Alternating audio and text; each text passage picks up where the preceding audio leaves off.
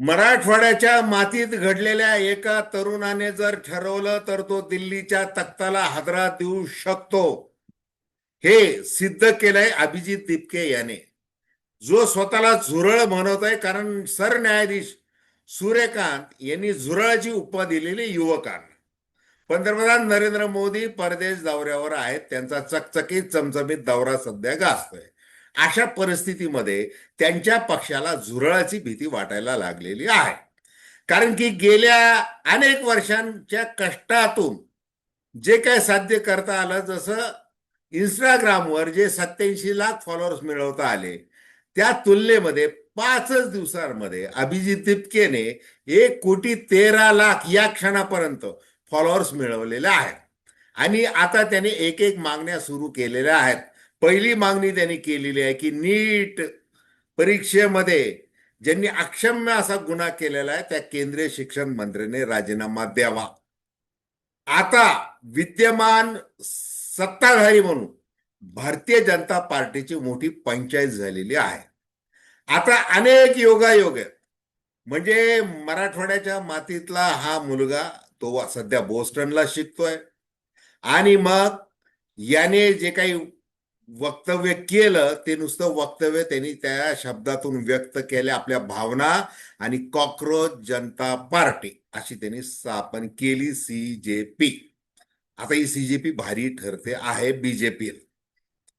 मग आता हे जे सूर्यकांत आहे, या सूर्यकांत यांनी शिवसेना पक्ष, चिन्ह आणि नाव या विषयीची सुनावणी चालू होती सर्वोच्च न्यायालयामध्ये. त्या दिवशी काय म्हटलं होतं, त्यांनी म्हटलं होतं की आता उद्धव बाळासाहेब ठाकरे शिवसेनेच्या नेत्यांनी जरा तोंड आवरायला पाहिजे. त्याच्यानंतर संजय राऊत यांचा निषेध केला गेला शिवसेनेच्या वतीने, म्हणजे एकनाथ शिंदे यांच्या वतीने. तो का? त्याचं कारण की संजय राऊत यांनी एक पोस्ट टाकली होती की जगामधले म्हणजे भारतामधले तरुण आता मंद झालेले आहेत. बरं, त्यांना बरंच काही म्हणायचं होतं. मग त्याच्यामुळं शिवसेनेला, एकदम युवा सेनेला असं वाटलं की संजय राऊत यांचा निषेध केला पाहिजे.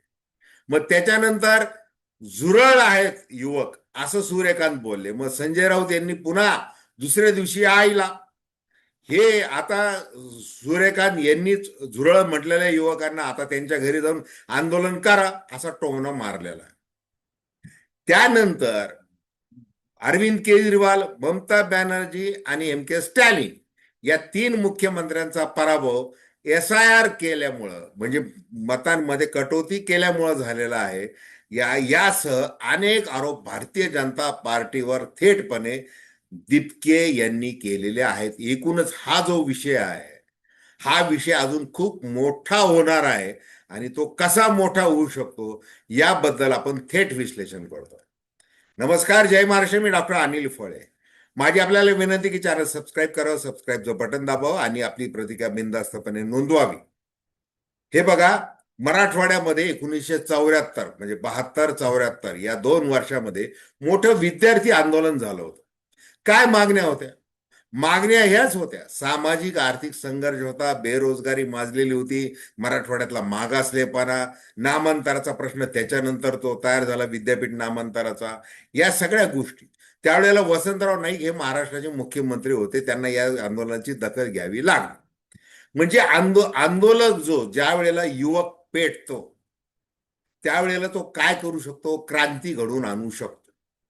मग आता ती क्रांती घडून आणली पाहिजे नेपाळ सारखी, बांगलादेश सारखी, श्रीलंकेसारखी, असं भारतातल्या अनेक तरुणांना वाटतं, आणि त्या पद्धतीचं वक्तव्य केलं जातं. सामाजिक माध्यमांमध्ये ते केलं जातं, आणि असं वक्तव्य केलं कोणत्या नेत्यांनी, अभ्यासकाने, तर त्याला काय ठरवलं जातं, अर्बन नक्षल ठरवलं जातं, राष्ट्रद्रोही ठरवलं जातं. ते कोण ठरवतं हे काही सांगण्याची गरज नाही.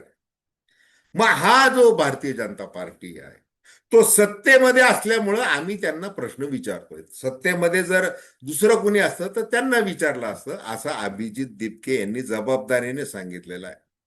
आणि मग अनेक मागण्या केलेल्या आहेत.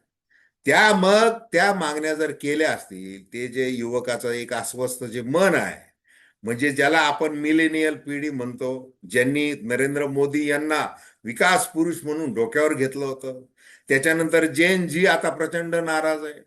आता अल्फा अल्फा येते, ही नवीन पिढी आहे.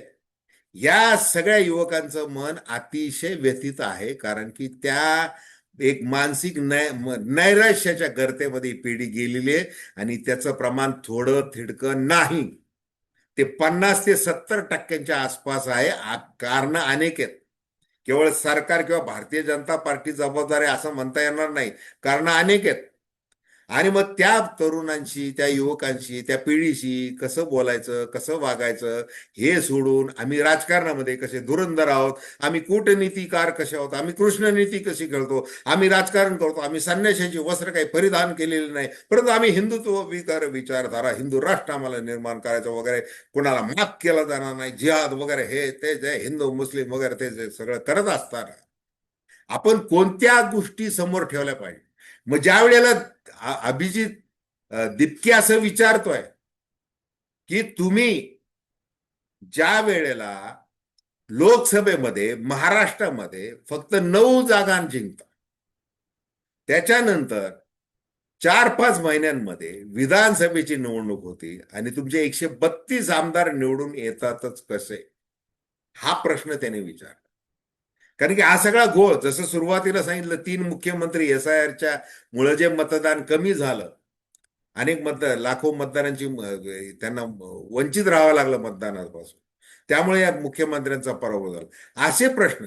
आता मग हा काँग्रेसचा आहे का, हा कुणाचा आहे, हा मोदींच्या विरुद्ध बोलतोय, हा भारतीय जनता पार्टीच्या विरुद्ध बोलतोय, हा अर्बन नक्षल आहे, तो अमुक आहे. तसं ते ट्रोलिंग सुरू झालेलं आहे व्हॉट्सअप युनिव्हर्सिटीवर. ते केव्हाच सुरू झालेलं आहे, 4-5 दिवसांपासून सुरू झालेलं आहे. पण तो जे विचारतोय प्रश्न, त्याची उत्तरं कोण देणार? आणि दुसरीकडे ज्या पद्धतीने हे सगळं विरोधक बोलतात आहे, अमुक होत आहे, तमुक होत आहे, त्याच्यामध्ये मरण कुणाचं होत आहे, या पिढीचं होत आहे. मग तुम्ही गेल्या 2014 पासून काय काय आश्वासनं दिलेले आहे? एकदा तुम्ही सांगितले की दरवर्षी 2 कोटी युवकांना आम्ही रोजगार देणार, ते दिले नाही. 15 लाख रुपये प्रत्येकाच्या खात्यामध्ये टाकणार, ते केलं नाही. केलं काय? फक्त घोषणा. आणि मग आता नीट परीक्षेमध्ये 22 लाख विद्यार्थी बसतात, तरी तुमच्या त्या पोलादी पाड्याच्या तो कुलकर्णी काय, तो मोठे गावकर काय, ते सगळे पेपर फोडतात, हे सगळं होत आहे. 2024 मध्ये पैकीच्या पैकी मार्क मिळतात काही मुलांना. हे तुमच्याच सत्तेच्या काळामध्ये करताय, हे विचारणार कोण? मग या सगळ्या प्रश्नांची उत्तरं मिळतील तेव्हा मिळतील, किंवा मिळणार नाहीत, आणि ती कधीच मिळणार नाही, या भावनेमुळं हे अस्वस्थ मन झालेलं आहे. अभिजित दिपके एक एक त्यांनी AI वर पक्ष बनवला, त्याचं पक्ष चिन्ह बनवलं, नाव दिलं, व्हिडिओ बनवले, आणि बघता बघता जी काही आग लागली, आग. आणि मग त्याच्यामध्ये अनेक सेलिब्रिटी आले, अजून येतात आहेत. आता सेलिब्रिटी आल्याशिवाय काही त्याला वळण येत नाही, हा म्हणजे ते आपल्याकडे गृहीत आहे. त्याच्यामुळे आता भारतीय जनता पार्टी देखील त्या बाबतीत अतिशय हुशार आहे. आकर्षक चेहरे निवडायचे, सेलिब्रिटींना बोलवायचं, उत्तरं द्यायला लावायचं, साहित्यिकांना बोलवायचं, डॉक्टरांना बोलवायचं, सगळ्या व्यवसायामध्ये जायचं, शिक्षणामध्ये जायचंय, मनोरंजनाच्या क्षेत्रामध्ये जायचंय, माहिती तंत्रज्ञानाच्या क्षेत्रामध्ये जायचंय. सगळ्या क्षेत्रामधले सेलिब्रिटी उचलायचे आणि आपला प्रचार करायला लावायचा, त्यांना तिकीट द्यायचे, आणि मग कसं आहे की जय श्रीराम, हे असं सगळं झालेलं आहे. या सगळ्या गदारोळामध्ये जो मुद्दा आहे तो भरकटला जातोय, जसं सांगितलं मी की. आणि मग हे असे आरोप होऊ नयेत की विरोधकांचा हा बोलवता म्हणजे हा हा बाहुला आहे वगैरे असं म्हणून, त्यांनी अभिजित तिपकेने स्वतःला काय तरुण घोषित केलंय, मी सेक्युलर आहे, मी सोशलिस्ट आहे, मी डेमोक्रेटिक आहे, मी लिझी आळशी, असं घोषित केलेलं आहे उपरोधिकपणे. त्याच्या मागे त्याला बरंच काय म्हणायचं, त्याला हे माहिती की आपल्याला ट्रोल केलं जाईल, अमुक केलं जाईल, तमुक केलं जाईल, विरोध होईल, या सगळ्या गोष्टीची कल्पना आहे. बरं, ज्या वेळेला त्याला असं विचारलं जातं की आता तू पक्ष स्थापन केलेला आहे, पण त्यांनी स्पष्टपणे सांगितलेलं आहे, अहो 4च दिवस झाले, हा जो म्हणजे आभाळ फाटेल एवढं भारतीय जनता पार्टीवर सत्ताधार एवढा मोठा आहे, नोंदणी झालेली आहे. मला त्या लोकांशी बोलावं लागेल, हे करावं लागेल, की येणारा काळ सांगेल हे कोणत्या दिशेने जाणार आहे. परंतु ही जी काही डिजिटल सटायर मुवमेंट सुरू झालेली आहे, ती आता थांबण्याची शक्यता नाही. ती थांबणार नाही. त्याचे कारण अनेक आहेत. कारण की आता काय की 3 वर्ष निवडणुका नाहीत, विरोधकांनाही दुसरं काही काम नाहीये. हे हे राजकारण तो हे झालंच आहे. परंतु तुम्ही किती अकाउंट बंद करणार? जसं आता ह्या अभिजित दिपकेंचं कॉक्रोच जनता पार्टीचं एक अकाउंट त्या एक ट्विटरचं ते बंद केलं, कारण ते अंगावर यायला लागले. इंस्टाग्रामचं चालू आहे आणि तो त्याबद्दल दर मिनिटाला तो सगळं खुलासा करतोय, हे फार महत्वाचं आहे. त्याच्यामुळे हे कधी थांबणार नाही. आता जाता जाता हे काय का की आपण 4 मुद्दे सांगितलेले आहेत. पहिला मुद्दा की मराठवाड्यामध्ये जे झालेलं आंदोलन ते कोणत्या रागातून झालं होतं. आज जे काही डेमोग्राफिक डिव्हिडंड मिळवायचा, लोकसंख्या निहाय जो आम्हाला लाभांश मिळवायचा, आमचे काय नरेंद्र मोदी मध्यंतरीच्या काळामध्ये 2014 ते 2019च्या दरम्यान अनेक प्रकारचे खुलासे ते करायचे की देशामधली 65% जी लोकसंख्या आहे, ती लोकसंख्या म्हणजे 35च्या खालचा तो तरुण आहे. आणि भारत हा जगामधला सगळा कसा आहे तरुण देश आहे. या तरुण देशाचे सध्या काय राजकारणामुळे हाल झालेले आहेत, त्याची काय अवस्था आहे, हे मात्र लक्षात घ्यायचं नाही. फक्त भूलभुलैया, आकर्षक जाहिराती वगैरे वगैरे. आता जाता जाता संजय राऊत यांची जी पोस्ट होती ती पोस्ट, आणि आता संजय शिरसाट, हे 2 संजय, एक उद्धव बाळासाहेब ठाकरे यांच्या शिवसेनेतले संजय राऊत, एक प्रवक्ते, दुसऱ्या शिवसेनेतले प्रवक्ते संजय शिरसाट. हे काय आता ते बघा की हे युवकांच्या बाबतीमध्ये जसं आता संजय शिरसाट एकदम असं ते म्हणाले, काय ते न्यायाधीश ते असं काय बोललेले आहेत वगैरे, ते हे झालेले आहेत. पण संजय शिरसाट यांना सूर्यकांत जे सुरुवातीला बोलले की त्यांनी उद्धव बाळासाहेब ठाकरे यांचे कसं तोंड आवडलं पाहिजे, खरं तर ते तुमच्या शिवसेनेच्या बाजूने बोलले, पण तुम्हाला ते बोलावं लागलं आता त्यांच्या विरोधात. ही अशी वेळ आलेली आहे. कारण काय की मूळ मुद्दाच असा आहे, मूळ दुखणं असं आहे युवकांच्या मनातलं. आणि त्यांनी कुठेतरी आता क्रांती केली पाहिजे अशी अपेक्षा विरोधक व्यक्त करत नाही, सत्ताधारी मधले सुद्धा काही जण व्यक्त करतात, फक्त त्यांना आहे ना जाहीरपणे बोलता येत नाही, एवढंच. आता बघा, if you wish to destroy a nation, destroy the thinking capacity of its youth.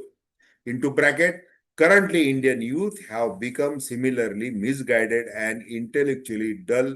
जय श्रीराम, हे त्यांनी पोस्ट केली होती. आणि त्याच्यावर त्यांनी लेनिनचा एक फोटो आणि ते कोट शेअर केलेलं, म्हणजे हे इफ जर या देशातला तुम्हाला देश जर नष्ट करायचा असेल तर देशातल्या युवकांची विचारसरणी नष्ट करा, सगळं होतं. म्हणजे एकूण त्यांना जे म्हणायचं होतं ते त्यांनी त्यावेळेला म्हटलं होतं. त्याच्या दुसऱ्याच दिवशी योगायोगाचा भाग म्हणून एका वकिलाने त्याला ज्येष्ठ वकील म्हणून त्याला नेमणूक मिळावी, त्या काळामध्ये त्यांना त्या खटल्यात त्यांनी ती नाकारली सूर्यकांत यांनी. आणि ते बोलताना असं म्हटलं की बोगस पदव्या ज्यांच्याकडे आहेत ते लोक काय करतात, आरटीआय म्हणजे राईट टू इन्फॉर्मेशन ऍक्टचा वापर करतात, माहिती अधिकार कार्यकर्ते होतात किंवा प्रसार माध्यमांमध्ये जातात आणि ते व्यवस्थेला प्रश्न विचारतात, आणि म्हणून ते झुरळत असं ते बोलले. आणि मग आता ते बोलल्यानंतर अभिजित दिपकेने जे काही मनावर, एकाच मराठी माणसाने मनावर घेतल्यावर काय होऊ शकतं त्यांनी जगाला दाखवून दिलेलं आहे. आणि जगाला दाखवून दिल्यामुळं आपलं जे गलिच्छ राजकारण आहे, आपण कसे निवडून आलो, 50 खोके एकदम ओके करत कसे निवडून आलेलो आहे आपण. आणि मग ते सगळं आता आपल्याला हे कसं थोडस लोकांच्या बाजूनेही बोलावं लागेल, ते बोललं पाहिजे. मग पूर्वेश सरनाईक यांनी जे संजय राऊत यांच्या विरोधात जे आंदोलन केलं ते आता गप्पा आहेत. आणि मग एकूणच काय, या अभिजित दिपके यांनी सगळ्यांच्या तोंडावर एक जो ठोसा मारलेला आहे, तो ठोसा लक्षात घेऊन राजकारणी सुधारतील काय, हा प्रश्न उरतोच. तर धन्यवाद. हा व्हिडिओ आपल्याला आवडला असेल अवश्य शेअर करा, सबस्क्राईब करा आणि आपली प्रतिक्रिया बिनधास्तपणे नोंदवा. धन्यवाद.